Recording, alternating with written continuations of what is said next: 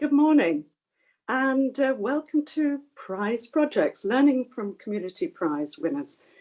This is an opportunity to share and learn from the very best community-driven design projects and to understand just how and why they have such an impact on people and places over time.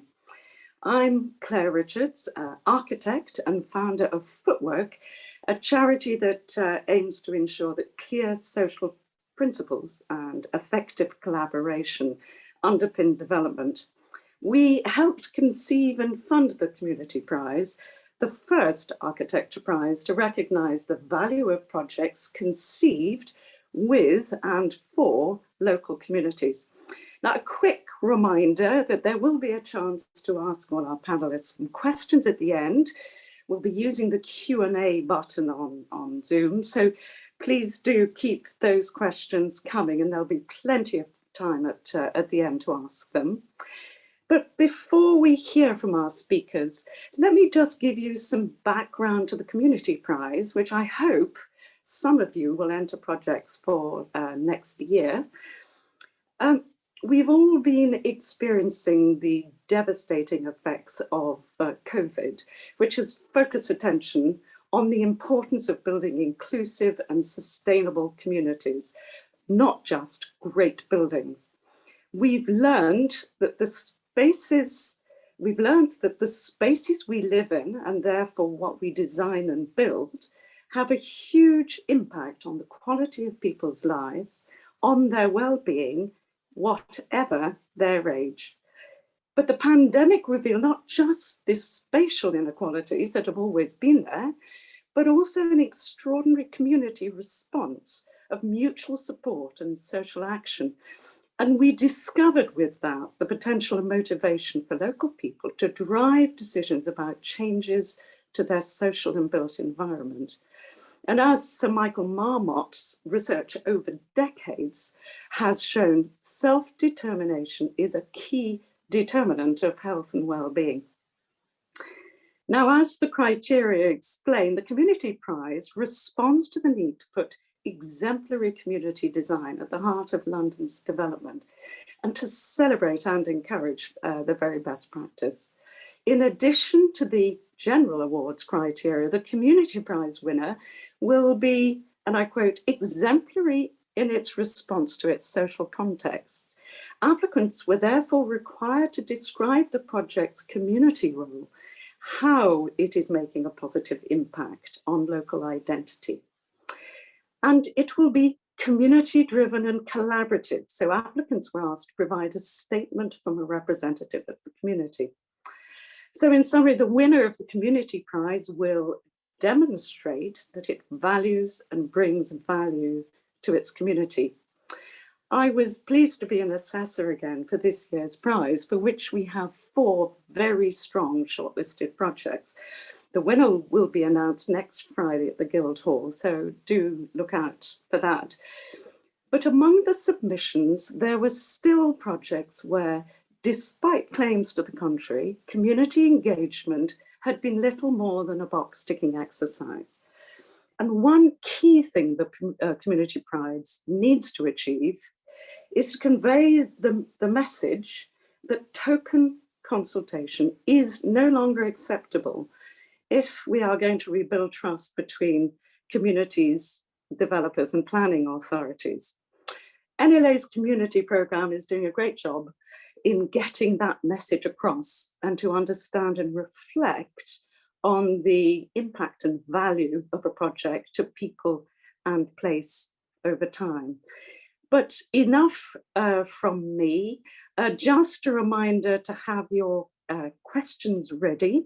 But our first speaker is Anthony Staples at RCKA Architects, and he'll be talking about the Granville.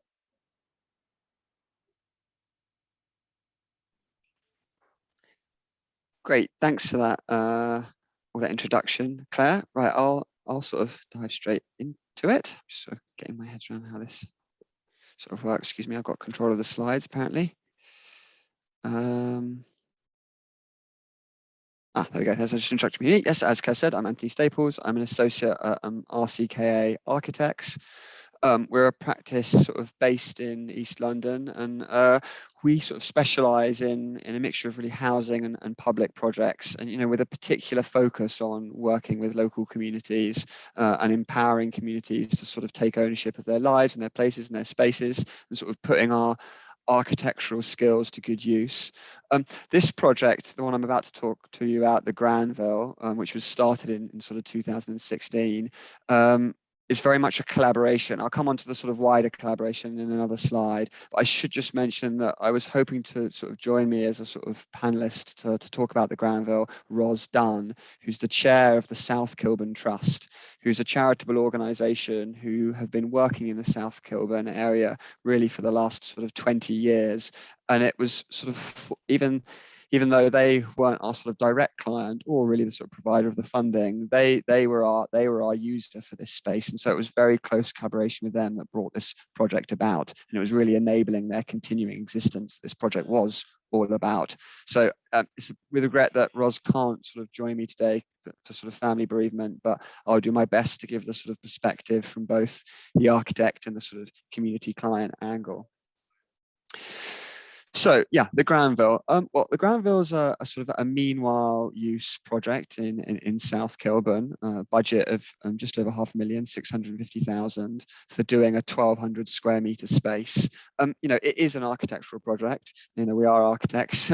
I'm gonna go through the design at the moment, but really, I think what made this project exciting for us as a practice wasn't so much sort of the architecture and the building itself, but it was the people in South Kilburn and about creating a space that supported local people. And a lot of the challenges in the project were really about how we sort of built a network, how we learned from local people, and how we developed this project. This is a little map that just shows some of the context in South Kilburn. At the Granville is this building in orange. At the time when we got involved, South Kilburn was undergoing major change. In fact, it's an area of London that's gone through many cycles of major change. There was a lot of urban renewal following the Second World War in the 1950s, with a lot of sort of changes to the street pattern and the urban planning, bringing in a kind of sort of modernist sort of estate typology. And in the last sort of 10, 15 years, there's been a move towards regenerating South Kilburn again, with a lot of new build going up, trying to return some of that street-based placemaking in. And really, in all this upheaval and change, the Granville has been this sort of consistent point as one of the last sort of remaining, 19th century buildings from the first iteration of South Kilburn. So the Granville sort of had a physical importance in South Kilburn in terms of what it represented, this continuity of the area in its past. It had this strategic importance, which this diagram shows, sort of connecting a series of green spaces in South Kilburn, and also on these key two roads running to this new civic quarter, the new health centre that was proposed at the time and is now almost nearing completion. So it was a sort of heart of the community, both in a kind of narrative sense and a physical sense. And although the building wasn't sort of statutory protected, it was not listed or not locally listed, it was a designated community asset. So it was recognised by the plan as a kind of civic asset. This diagram, which we've always tried our best to sort of capture the relationships that are going on in the building, but really talks about what the Granville was about. So our nominal client was sort of Brent, London Borough of Brent. They were sort of our direct appointed client, and they owned the Granville building. At the time we got involved, the Granville was sort of partially used by some local community groups, but there was a lot of unused space in there. So they were the building owners. Then we had the South Kilburn Trust. Actually, we've sort of represented this giant bubble where we say local community. So the South Kilburn Trust were operating out of some nearby porter cabins at the time that were due to be demolished to make way for this new development. And the South Kilburn Trust were undertaking various activities in the local area, working with Elders Club, providing job services, sort of building after school activities. And one of the key things of the South Kilburn Trust is they were running this space called the South Kilburn Studios, again from some porter cabins. And the South Kilburn Studios was this amazing collection of sort of local businesses and enterprise that were trying to get their sort of feet off the ground and get started up, and they needed a home too.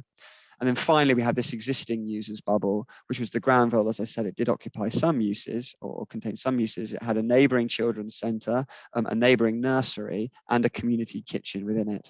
So the challenge was, how do we bring all these partners together? So I should mention also that the capital funding for this project came from the GLA. How do we bring all these users together and sort of mediate this space so it works for all these different needs and serves the community? So really, that was all about, you know, a collaborative design effort. An enormous amount of engagement and discussion went into that. You see this AXO diagram on the left that really describes the spaces we had to use. And this image on the right is one of our consultations. We had regular consultations where we returned with this model and talked about how we're going to sort of divide and change the space to accommodate all these different users. And that was the main challenge of this project for us, actually. It was understanding the varying community needs and how we bring them together. You know, for example, how do you accommodate, you know, a business that's just a startup that wants to project a sort of professional air, bring in clients? And then how do you accommodate that against a space maybe for sort of elderly people in need in the local area who just need somewhere sort of warm to sort of hang out and socialize? And how do those two users coexist in the same space without sort of getting on each other's nerves? And really that was the great challenge. And there was a lot of discussion in the consultation around that, and various targeted workshops, whether it was visits to other community hubs with the client to understand operational models, sort of like pizza evenings with the South Kilburn studios to get to know all the businesses in there, or more conventional open events at the Granville itself, or piggybacking alongside sort of the community summer fair to speak to the local people about the Granville and what they were hoping for it. And working with this existing building with a relatively sort of tight budget, it was all about the strategic design moves to mediate between these two users. So these different user groups, excuse me. And essentially there were sort of two design moves that helped us to make this happen.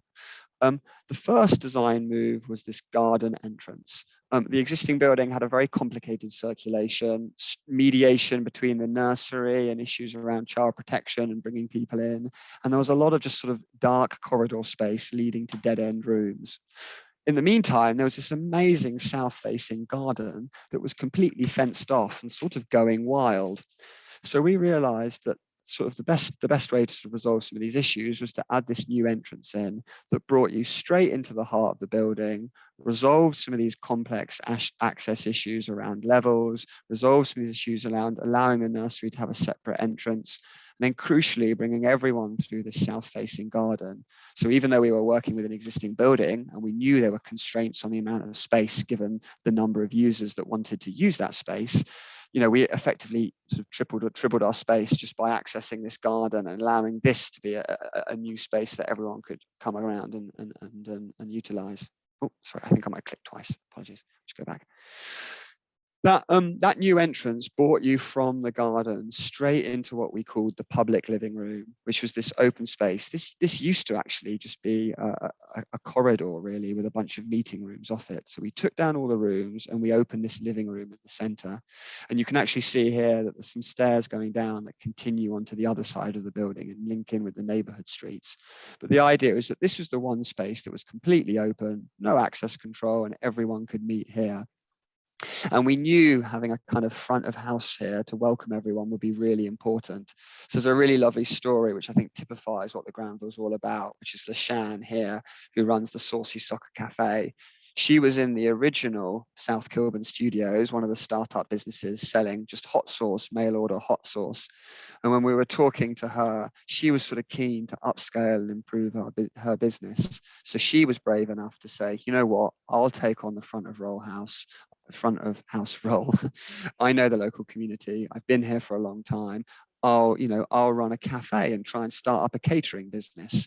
So, you know, it sort of solved many issues there. It helped LaShanne upscale her business. It gave her the platform to do it, but it also provided this sort of friendly front of house face known to the local community, which is way better than a reception desk. So that typifies what the Granville was all about. So that was sort of design. You've got 2 minutes to roll. Okay. That was sort of design move one, bringing people into the center of that building. design move 2 was what we did with this amazing church hall, which, as you can see in the top left-hand corner, actually this is already, we'd done some strip out on it, but was really an underutilized space, because at the time there were actually sensors fitted to this that cut off the sound if there was too much noise, because residents had been complaining. So we needed to find a use for this space and bring it alive.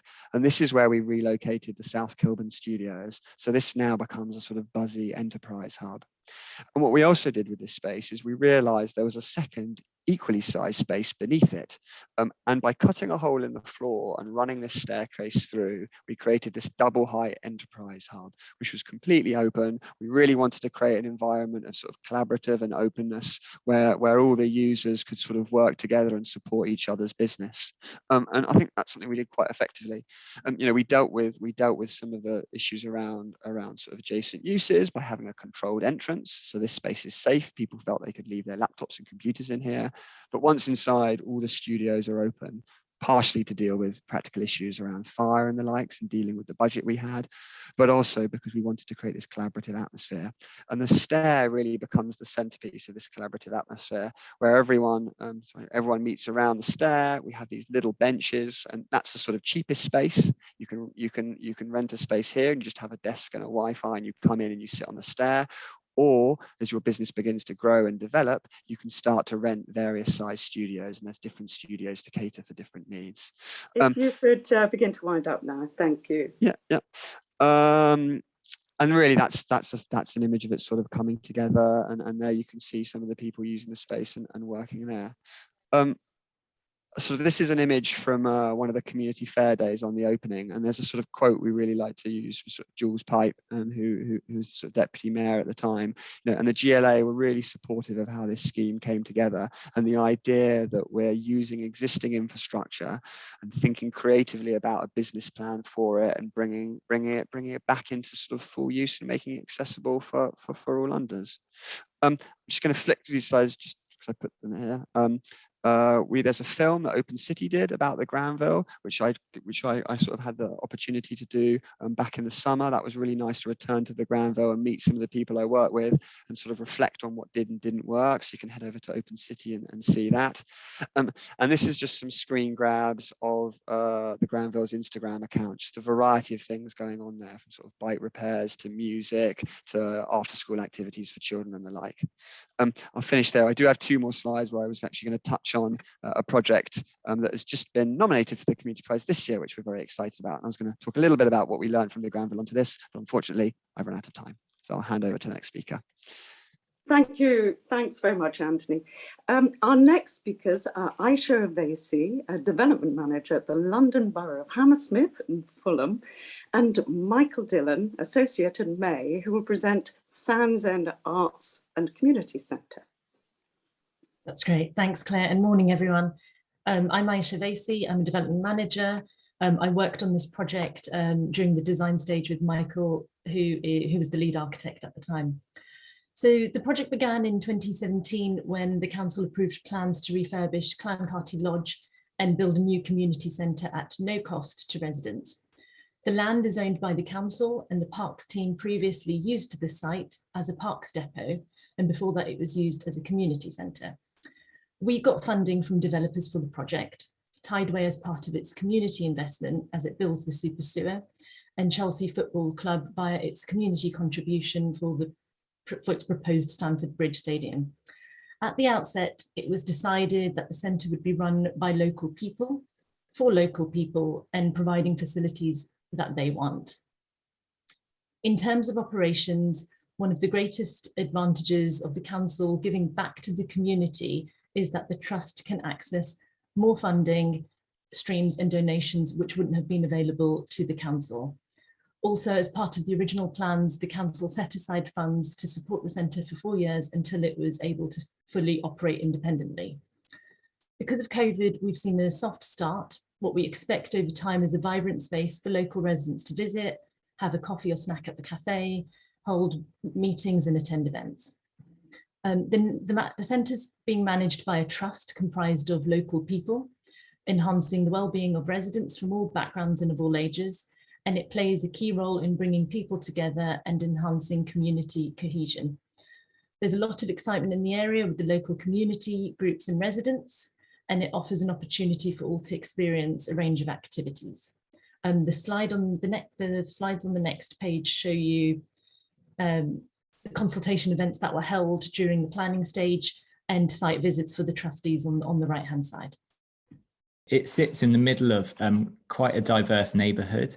The council had chosen this site due to its location. It used to be an old goods depot, but it sits next door to Sullivan Court on the left-hand side here, which is one of the largest council-owned estates in the area. But in mix to that, it also sits next to a really affluent area in between here and the new King's Road. So it's a really curious context in order to put a community centre. And the focus definitely from the council and in terms of briefing was to try and make something that was fully inclusive to the full area, to make sure that residents of Sullivan Court had somewhere that they could feel like they had ownership of in some way, and wasn't just catering to the wider area, which is a much sort of higher social class. And the park setting is really curious because it's very active on a day-to-day setting. It's surrounded by a number of local schools, so it has the potential to be a really active point in the community. And we were looking at a sort of typology that would allow us to build something that's felt in place in the park. The site used to be used for a series of greenhouses that were owned by James Veitch, who's an eminent horticulturist and part of the RHS Chelsea. So we used this as an idea about trying to make something that was recognisable in the park. And also the residents from the primary consultation events were really keen on keeping the existing gatehouse, and you see it on the image on the right here, as this was a key marker to the start of the park. But one of our key design moves was about making a new entrance to the street and also a new entrance to the park. So we made an arts yard, which was meant to be a sort of space where you could have food trucks and there could be some sense of activation off of the street of this continuous Victorian wall language around the centre. I guess contrary to the project we just seen, the brief was quite loose in terms of determination of space. And one of the key elements that residents were pushing for was that the centre had the potential to be commercially viable, and that there was a number of spaces that could be let out separately. But there was also the potential that the centre could open up as one large space for a larger community events such as community fetes. So we looked at creating a centre that was around a central node and allowed for a series of spaces to be closed off and opened up as much as possible. And we were really interested in trying to make this about a flow of spaces and creating a new entrance to the park. And in order to try and build in this flexibility, because we didn't necessarily know the end user groups as the charitable trust was being set up as the centre was being built, we tried to make a framework of a building that was flexible and durable. So we built it all out of CLT and glulam and tried to use this as the primary finish. We also tried to use a palette of recycled materials. So we used recycled bricks made of 70% construction waste, and tried to line the centre with these sort of hard and soft areas. So the image on the right shows the new entrance in construction, and trying to line this with a sort of external inside out material palette. We also looked to repurpose the existing lodge. So a key element from the resident consultations and feedback was that they wanted an art space as part of the centre, and a free space in which they could use to run a series of classes and to exhibit the work of the local area. So this was a key space, and we looked to open up the existing lodge, turn it into a double height space to allow another flexible community room as well as the new build areas of the scheme. And just touching on the simplicity we tried to build into the building, as we didn't necessarily know the end use and precisely what the specification of the users would want from the space. We started with this timber frame on the left-hand side, and really the process of the build was about trying to keep this as simple as possible. You see that the CLT remains as the finish. That's hard wearing and allows for the sports games and uses within the centre.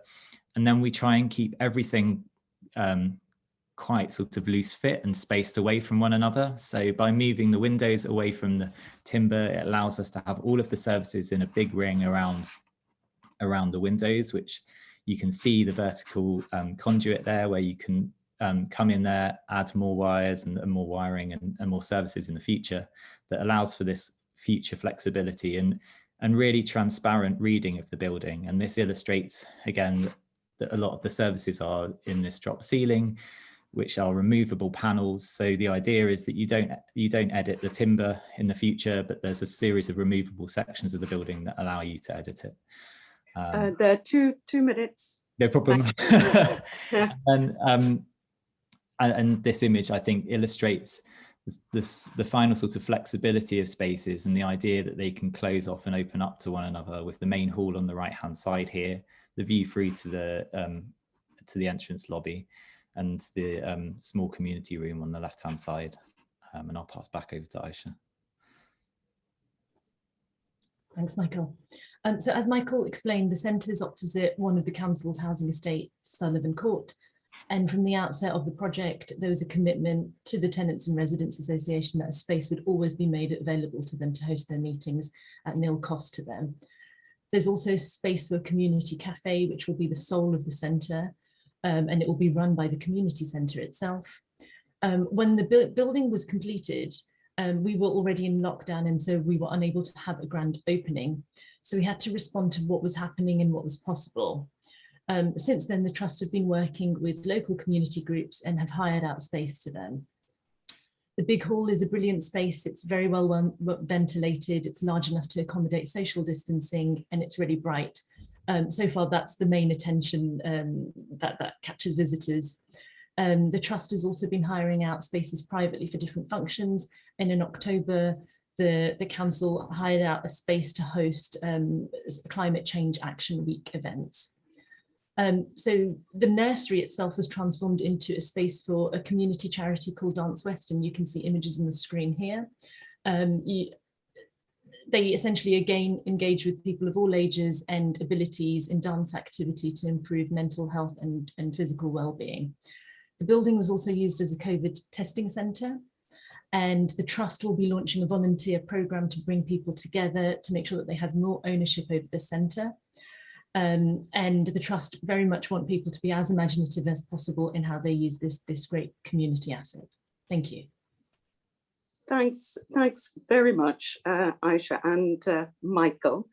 And our next speaker is Simon Everidge, Director at Bennett's Associates, who will present their extension to Shaftesbury Theatre. Okay, well, let's start by introducing the kind of concept of the project, really. This is a project about investing in London's kind of cultural and community infrastructure.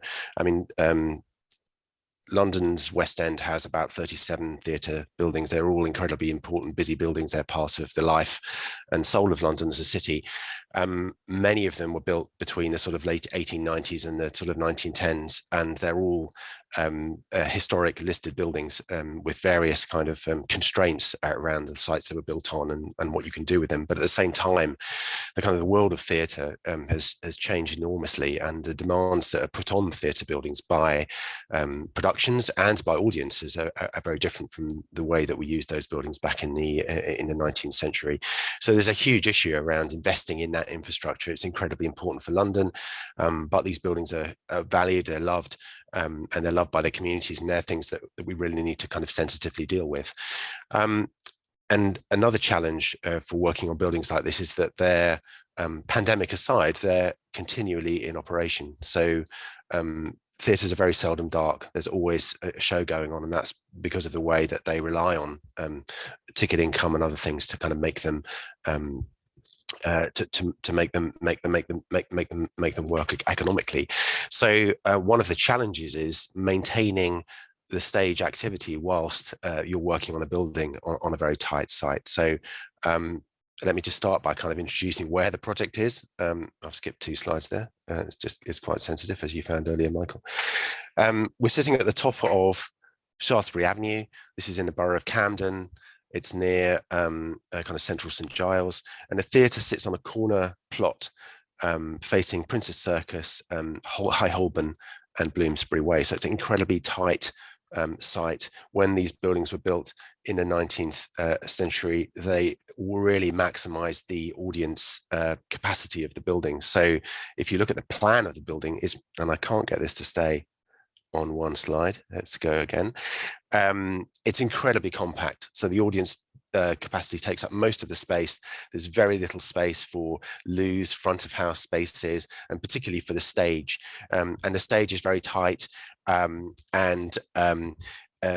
Also the capacity above the stage is very limited, and modern productions require much greater amounts of equipment and much greater loading on those stages. So there's a really important job to do to update these buildings for the demands of theatre today.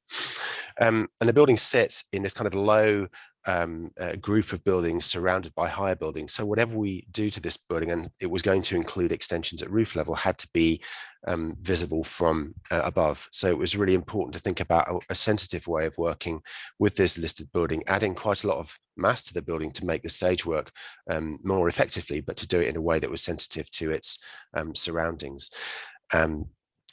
So the current cross-section of the building before we started the project was something like this. So the stage was already below street level. The whole building was sitting down at basement level, the stalls at basement level as well. And this is a cross-section to the stage. You can see the sort of fly tower above where the scenery is, the proscenium arch where the audience see through to the activity that's happening on the stage. And we had to literally extend this up by 2 stories to create new accommodation for loading for the theatre, but also in addition to that, space for production, space for dressing rooms, for production activity. And we had to build that new requirement above a live stage as well. So what we had to do was create we had to pile below the stage. We had to thread a sort of Meccano-like columns up through the sides of the stage, create a crash deck, and then build the upper part of the building above theatre activity that was happening below. So it was an incredibly intricate operation. It was also timed for the start of a new show that was happening in February, it was 2016 or 2017 when we finished this project. And so there was a lot of pressure to get that building finished in time for the new show to arrive. But you know, at the same time, you know, we achieved that. The contractor was largely working from roof level above the building. There was safety measures in place to ensure that the safety of the performers below, and they did an amazing job at creating something quite extraordinary at roof level, whilst people in the auditorium would really see very little difference from what was happening above. One of the key things for us was to establish a form for the building that was more than just a kind of simple box that could have been an easy solution. This was always going to be a building that sat on the skyline, visible from the street, but also visible from the buildings that surrounded it. So we used physical prototyping to create a form that we were able to use and clad in a way that broke up the box-like form of the building and concealed windows and created this kind of solid crown sitting above the historic building. And then we made physical models showing how that sat on the skyline. The Edwardian theatre sitting next to an Edwardian mansion block left a kind of natural piece of massing where we could add a new element with a kind of contemporary form and contemporary materials. Here you can see the construction sequence of, those little legs coming up through the existing roof, the new steelwork being built over the top of that to take the loads, the cladding framing above that, and then on top of that, the kind of rain screen of corten steel. And we chose weathering steel because it sits so beautifully against the existing kind of terracotta and brick of the existing building. So although it's a very contemporary looking material, it sits in a fantastic way against the surrounding historic buildings. And from the inside, you would know no difference. So this is the stage house. We can see some of that kind of technical equipment framing the proscenium here and into the stage, but you're completely unaware of the change that's happened at roofline, and this theatre was in operation almost entirely throughout the production. And this is the kind of space you get at the upper level. So this is technical space to support what's happening on the stage. This is the grid where scenery is flown from, where winches are fitted and so on. And we've also got those flying facilities above the stage, production offices, and wigs and costume departments and other things that are associated with the productions that are happening on the stage below, all sitting within that new sculptural Court-End box sitting, on the roof of the building in that kind of urban context in the middle of Holborn. And then just flicking through here again, you can see the kind of nature of that kind of the weathered Court-End steel against the weathered terracotta of the existing building. There's a really interesting kind of contrast between those two materials and the forms of the buildings kind of sitting comfortably together. The red of the rooftop extension sitting really nicely with the red of the Edwardian mansion block on the left-hand side. So that was the project. You have two minutes. Great. Okay, well, I'm going to flick very quickly through that. The next chapter in the story is to do with Camden's West End project. So Camden Council, as you know, working with DSDHA on greening all the public spaces and closing roads within London's West End. The space in the front of the theatre is being pedestrianised and greened. So the theatre has taken the opportunity to look at extending their front of house space. So here's our roof extension that we did in 2016. We're now looking at a below ground extension to increase the front of house space of the theatre below Prince's Circus, where there used to be a road. So that means extending the basement plan that I showed you before from that to this. And that project is currently underway on site. It's creating new bar space, new event space for daytime use, a daytime cafe at ground level, and it's sitting entirely below the ground. And that project has required the closure of the theatre for some of its time. You can literally see that we had to remove the ground in front of the building for a period, but the theatre is now open again, and that box below ground is now being fitted out. So that's the final view following the West End project's completion, with another stealth extension to the Shaftesbury Theatre below ground to match the one that we had previously put above ground. And that's the kind of space that's going to be created within the lower ground floor of the building, which connects directly to the stalls. And I think that's me. Thanks very much. Thanks very much, Simon, and spot on. And so we're now going to bring all our panelists, our speakers together for a panel discussion, and we have time for audience questions. So please do bring those, put those questions in the Q&A, and I'll come to them shortly. So we have a question here, and I'll put this to all the panelists, if I may. Looking back on how these spaces have been utilised in past years, what is the one thing you might now have done differently? And clearly, the pandemic has happened in the meantime. So has that affected what you might now have done differently? So who wants to take that one? I might just say that from the point of view of theatre, of course, they've had a devastating year and a half. I mean, the West End has been devastated, theatres have been closed, and I think we're all kind of coming to terms with what future theatre design ought to be like. I think what we've done at Shaftesbury stands the test of time. We've improved the ventilation. We're going to improve the amount of public space in the building. But in the end, it's about kind of the confidence of people to come back again and use theatre. And I know that, the industry is still reeling from the challenges of the pandemic. I still think, in order to enjoy theatre, people do need to sit in a room close together. It's not the same when you're in a socially distant performance. So it's about kind of making that as safe an experience as possible. Anthony, were you going to add something there? Yeah, I mean, sort of two reflections. I mean, the Granville, in relation to the pandemic, has gone through an interesting journey. Where obviously at the beginning of the pandemic, when everything was forced to close down, a lot of the work they were doing sort of went online, and those networks continued. And actually, having had that space to forge community connections before the pandemic, a lot was able to continue online, at least to sort of socializing and supporting one another. And then obviously when the restrictions lifted, you found a lot of people were actually desperate to have a space nearby to get away from their homes. And the patterns of how we've all been living the past sort of however long it's been, one loses track, doesn't want, year and a half, is that you start to be more hyper local. So having a space that's hyper local that isn't your home, that you might be able to go to work or access services is incredibly useful.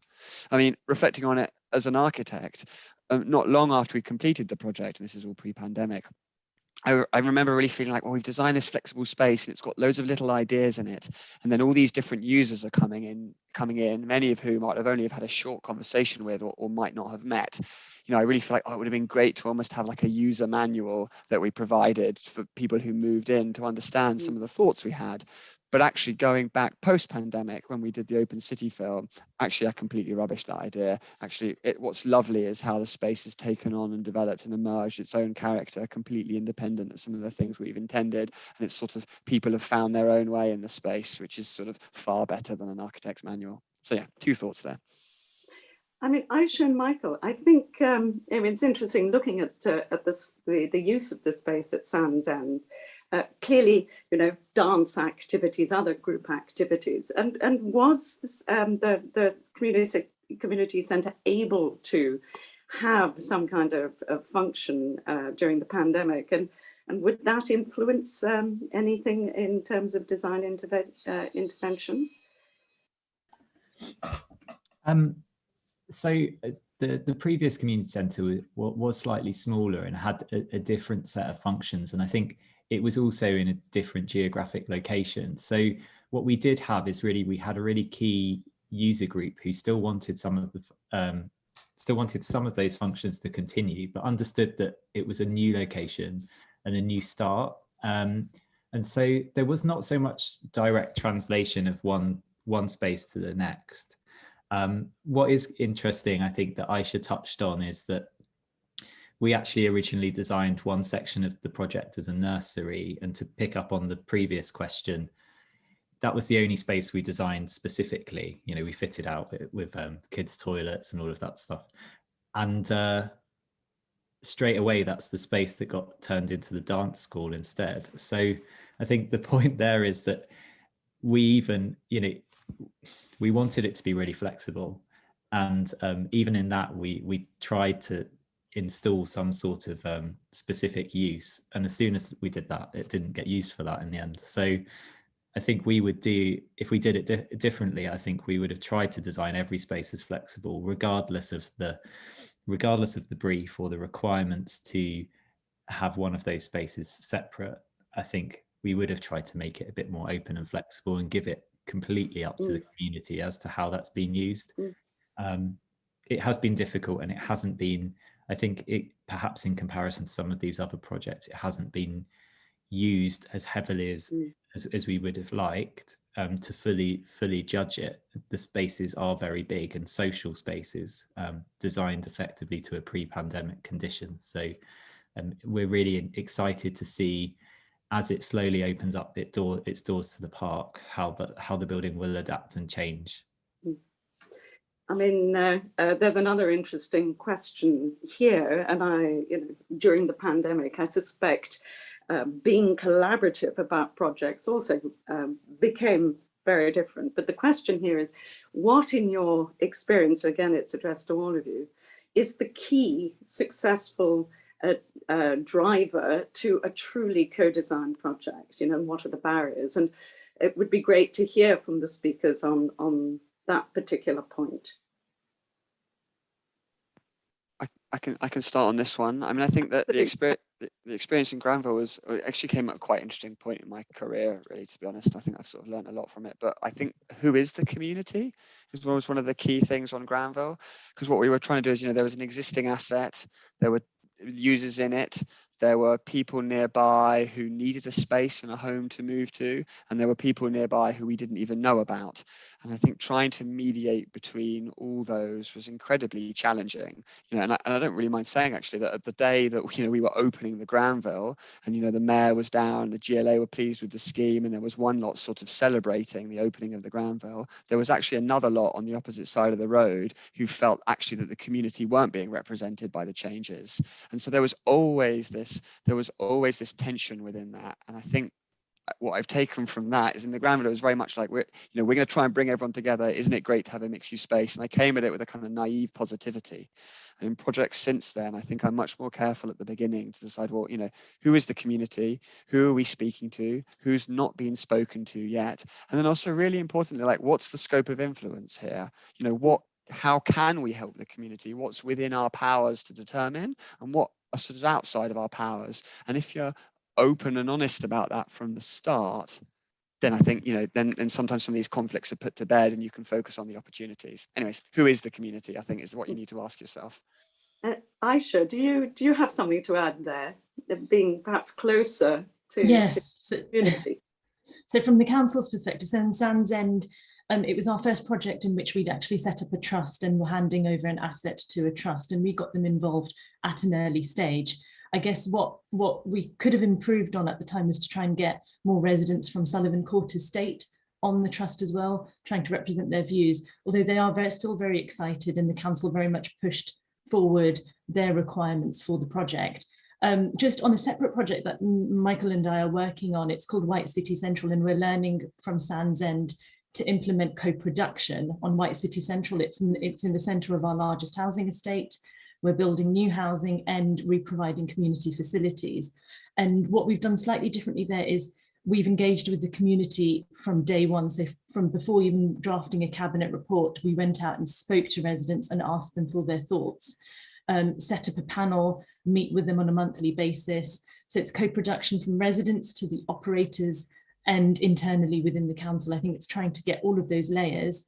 The implication of this is that timetables then are stretched because you're trying to engage with so many people, things change, and that's been the learning lesson here, but definitely using Sands End as the pilot for a bigger scheme on other projects that the council hopes to deliver. Simon, have you something to add there? Because obviously in a key West End site, I imagine difficulties just identifying who the stakeholders are, let alone engaging with them. I think that's right. I mean, I think in many ways the Shaftesbury project is a little bit different from the other ones we discussed today, but of course there is a community living in the West End. There are people living in Covent Garden, very near the building, and our client was really really worked very hard to engage with that local community through bringing them into the theatre, getting them theatre tickets to go to performances. And I mean, he passionately believes that his local community, the local councillor, are really important to the future of the project. Whilst it's a building that's used by people from all over the world because it's a West End theatre, it also has a kind of a local character as well, and a local community around it. So a lot of those connections were helped by our clients' kind of deep knowledge of the community around the building. But I mean, we work on many other arts projects where there's even deeper community engagement and community use. And I think, for instance, we've done projects in Chester, we're doing a project in Hertford at the moment that is about kind of creating all-day cultural hubs. And for us, the kind of measure of success for those, and it is about getting in front of people really early on and engaging people in the design and in the development of the scheme, is that you want to engender a sense of ownership. You want really those projects to feel like they belong to the people who use them rather than to the council or the operator. And we've had particular success on a project in Chester where there's a real sense that that project represents and identifies the city, and that people genuinely feel ownership. They feel the ability to go and use it to set up community groups within it. And it's a theatre, cinema and a library in one building. So those kind of buildings for us are really interesting. And it's that kind of, as you said, early engagement before you've even put pen to paper, bringing people along on the journey and really engendering that sense of ownership of a building. I mean, there's a linked question here, because it's not just about, of course, collaboration, as you've been saying, with the community. And the Granville seems to be a good example here. It's also collaboration across sectors. So, it's the local authority, it is local community organizations, the borough, everybody coming together. And I mean, that is a terrific development. Is that difficult to achieve? I mean, Anthony, how problematic was that? Actually, I sort of might touch on what I didn't get touched at the second project, the Nourish, which is really interesting, is that I think this is a model that is repairing itself. And I actually think my client for the Nourish project, Farah Rossi from Hammersmith and Fulham, is one of the attendees here. That model of we've got a local community with a sort of need, whether that's, they want to support local enterprise, or it's a charity that needs to find a home, or in the case of Nourish, actually sort of food poverty in a particular area. You've got a local authority who might have particular assets that they aren't able to realize for certain reasons. The Granville was essentially something they were trying to rent out for a long time. They couldn't find a leaseholder for it, and it was becoming a sort of ownership liability. Just like the Nourish Hub is this old post office unit on a high street by Shepherd's Bush, and they couldn't find a commercial operator to move into it. And then so you've got the space, you've got the need, and then an organization like the GLA comes in with some of their funding rounds, and they say, well, look, if we put the capital funding forward and we get this project off the ground, then it can start to wash its face after a few years. So I think it's an incredibly efficient way of meeting community need and bringing resources into good use. A little investment, 650,000, and then the Granville is fully occupied. It's so full occupied that people are clamoring to take the space on. And then a resident, someone asked about what are the longer terms for the Granville. Ours was actually supposed to be a 5-year meanwhile project, and now what's happening is, as part of the wider master plan, actually some of the area around the Granville is getting developed for housing and the like, but that core space, that sort of hub, the Church Hall hub, which is this enterprise incubator, that's being retained in perpetuity, because there's now a business model there where the successful businesses pay the rent to support the startup businesses to allow the South Kilburn Trust to do outreach activities. And that's, it seems a good model. Keep going, more of it. I mean, that's the wonderful thing as we do post-occupancy studies on some of these places, is to understand that this is not this is an answer to the sort of short-term development perspective, is putting investment, both whether it's the community capital, but our professional expertise into the longer term, which I think is extremely important. I've just wondered whether Michael or Simon had anything to say on that point about cross-sector, because it does seem to me that these kinds of partnerships are crucial, and I wanted you to have an opportunity to, or Aisha, to answer them.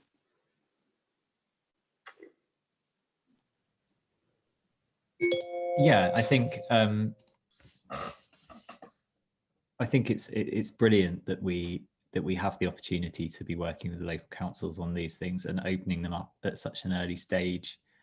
I think the length of these projects or lengthening the co-production processes is a really amazing thing, because it really opens up the community. It's not the most vocal people who run the process, that people come out of the woodwork throughout. And I think projects being very open from a council perspective, being well advertised, means that this happens. And it's not just a process, as you touched on in your introduction, about ticking boxes and getting to planning. Projects are a longer term piece. And I think the meanwhile uses will tie into that. I think, Aisha touched on projects we're doing in White City, where that will also potentially be part of it. I love the idea that the meanwhile use actually turned into something permanent. That's a great thing, I think, because I think a lot of meanwhile use often has the sort of shroud over it that there's development to come. So I think that's a really great example of where things should be headed, the potential that meanwhile use might become something more in the future. I mean, that would be terrific. Now, one line answer to this, but incredibly relevant. How do you measure success of these projects? One line starting with Simon, if I may. I think it is about ownership. It's about people feeling they can do what they want and they have a stake in the projects. Aisha?